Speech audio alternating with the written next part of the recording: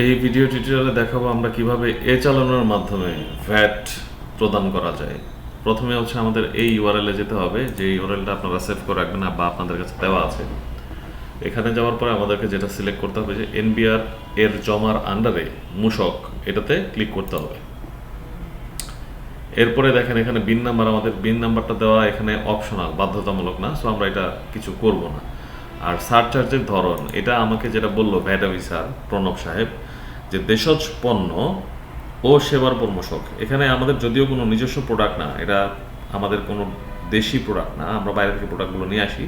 আমি এই ব্যাপারে তাকে জিজ্ঞেস করেছি, বাট উনি বলেছে সমস্যা নেই, দেশজ পণ্য এবং সেবার উপর মূসক এটাই সিলেক্ট করা যাবে। এবং এখানে আমাদের ধরেন যে ভ্যাটের পরিমাণটা আছে সেটা দিতে হবে। আমি এক্সাম্পল স্বরূপ 10,000 টাকা এখানে দিয়ে ওকে দিলাম। তারপর এখানে বলছে যে ভ্যাট কমিশনারেট নির্বাচন করুন। এখানে বলেছে দক্ষিণ সিলেক্ট করার জন্য, দক্ষিণটা আমি সিলেক্ট করে দিলাম। এবং এখানে বলতেছে যে রাজারবাগ সার্কেল সিলেক্ট করার জন্য, এই যে এখানে আমি রাজারবাগ সার্কেল মতিঝিল বিভাগ এটা সিলেক্ট করেছি। এখানে অনেক অপশন আছে, অনেক কিছুই আছে, কিন্তু যেহেতু উনি বলে দিয়েছে দেশজ পণ্য বা সেবার প্রমোশক, আমি এটাই রাখলাম। এখানে টাকাটা এমন দেখা যাচ্ছে, এখানে আমরা ব্যক্তি না প্রতিষ্ঠানের জন্য ভ্যাটটা দিচ্ছি। সেখানে অনেক সময় দেখা যায় যে বিন নাম্বারটা দিয়ে সার্চ করলে বিন নাম্বারটা কিন্তু আসে না। তো অনেক সময় আছে নো ইনফরমেশন ফাউন্ড বলে বা সার্ভার ডাউন থাকে, তখন কি করতে হবে, তখন আমরা অন্যান্যতে সিলেক্ট করব। তারপরে এখানে অ্যাজ ইউজুয়াল আমাদের ইনফরমেশন দিব, যেমন এখানে এরপরে জাতীয় পরিচয়পত্রের নাম্বার দেওয়া যেতে পারে 238, আমার জাতীয় পরিচয়পত্র নাম্বার 4151।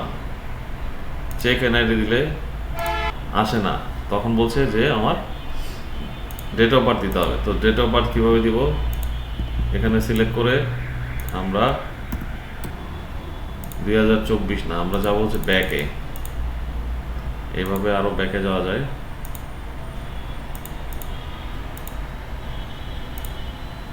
অগাস্ট 1 সিলেক্ট করে দিলাম। মোবাইল নাম্বার, এখানে চেক পিন দিলে যে এখানে ইনফরমেশন আসছে যে সংশ্লিষ্ট জাতীয় পরিচয়পত্র নাম্বার পাওয়া গিয়েছে।